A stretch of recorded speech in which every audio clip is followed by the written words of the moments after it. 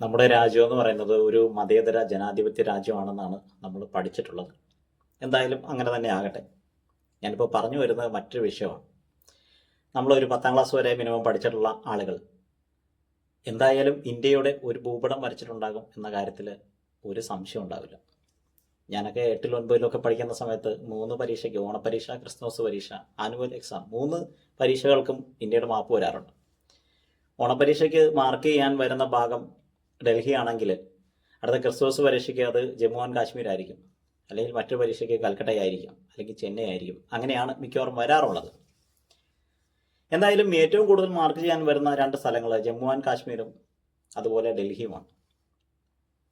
അപ്പോൾ നമ്മുടെ ഇപ്പോഴത്തെ ലേറ്റസ്റ്റ് മാപ്പെടുത്ത് നോക്കിയപ്പോൾ അതിനകത്ത് ഒരു വിരോധാഭാസം കാണാൻ സാധിച്ചു. നമ്മൾ പഠിച്ചതൊന്നുമല്ല മാപ്പിനകത്തുള്ളത്.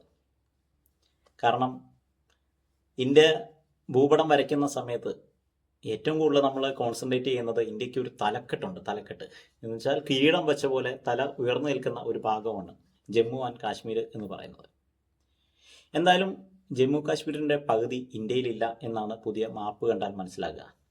ഞാൻ ചൈനയുടെ മാപ്പ് പരിശോധിച്ചു. അതിനകത്തും ഈ തലക്കെട്ടിൻ്റെ കുറച്ച് ഭാഗം ചൈനയിലുണ്ട്. പാകിസ്ഥാൻ്റെ മാപ്പ് പരിശോധിച്ചപ്പോൾ ഏതാണ്ട് കാശ്മീരിൻ്റെ മുക്കാഭാഗവും പാകിസ്ഥാനിലുണ്ട്.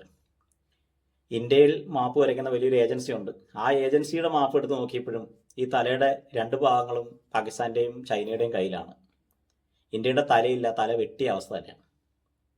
എന്തായാലും ഒരുപാട് വർഷങ്ങളായിട്ട്, ദശാബ്ദങ്ങളായിട്ട് പല രാഷ്ട്രീയ പാർട്ടികളും ഇന്ത്യ മാറി മാറി ഭരിക്കുന്നുണ്ട്.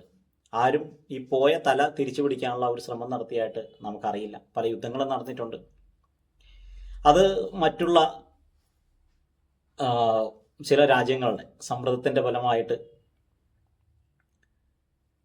യുദ്ധങ്ങളൊക്കെ അവസാനിപ്പിച്ച് പോകുന്ന ചരിത്രവും നമ്മൾ പഠിച്ചിട്ടുണ്ട്.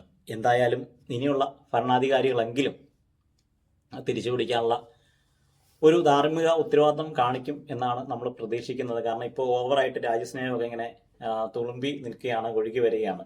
നമ്മുടെ മലയാളികൾക്ക് രാജ്യസ്നേഹം വരണമെന്നുണ്ടെങ്കിൽ ഒന്നെങ്കിൽ യുദ്ധം വരണം, അല്ലെങ്കിൽ ഇന്ത്യ പാകിസ്ഥാൻ ക്രിക്കറ്റ് മത്സരം നടക്കണം.